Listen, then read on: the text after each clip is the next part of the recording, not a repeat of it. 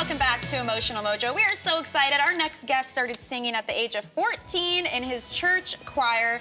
Then you may recognize him from The Voice. He auditioned, and it gave aspiring singers a shot at stardom, this show. It really is a great show. He took on Whitney Houston's Saving All My Love for You. Take a look. A few stolen moments is all that we share. You've got your family and they need you there. Though I've tried to resist. Come on, Usher, hit it. Come on, Usher. On your wrist, but no other girl's gonna do. Right here. So I'm saving all my love for you. Our producer in my ear is going, That was Kris Thomas, and he is here with us on the show. Thank you so much. Thank you. So we're watching that clip, you're like, it's so weird. Has it still not sunk in? I mean... It seems like a blur. Yeah? Sometimes it just went by so fast, and so much has happened since then. It just kind of seems surreal. So that was season 4. You obviously did a Whitney song, which is always a huge thing to take on. I mean, how did you feel? I mean, you ended up on Shakira's team. So, I mean, how did it progress from there? Come on, tell us about it. I'm excited.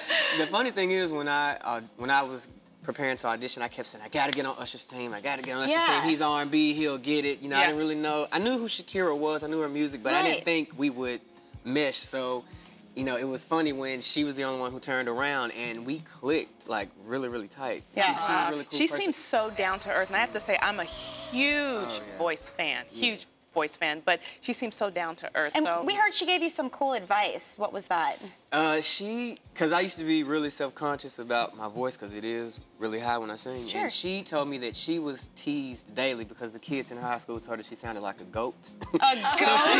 That's what she said. Yeah. So her advice to me was, you know, embrace your voice being unique. Yeah. And, you know, and it gave me the confidence that I needed to. Let me tell you, a higher voice is not a bad thing. I mean, look at Justin Timberlake, Robin Thicke, all these people who clearly have made it.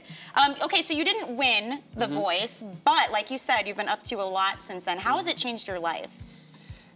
How has it not changed my life is the better question.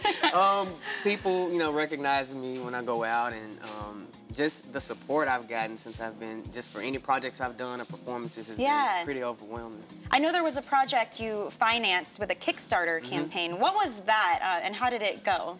Well, Kickstarter is basically like a platform for not just music, but if you're inventing something or a movie producer, any type of thing you're trying to produce, it's a way to fund it. And so we launched a campaign, and we actually exceeded our goal. What were you raising money for? To work on my first project. Okay. EP. And we are finishing it up now, and it should be released next month. Exciting. But you do have a new single. Yes. It's called Balloons. It's about love and the power of friendship, which is great because our challenge today is for people to get out there and make a new friend. Let's take a look at the video for a second, if we can.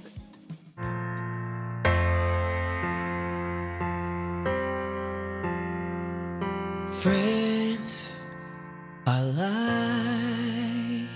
balloons I tie around my heart so I can fly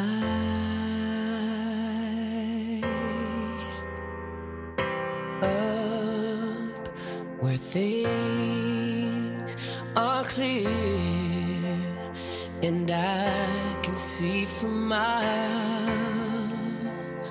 above the clouds. Beautiful. That is so very tell us beautiful. about Balloons. The song actually came about, a guy named Anthony Snape out of Australia wrote the song. And when I was on The Voice, you know, my manager and I were talking, and I was saying, I gotta have a song to release, you know, once the show is over.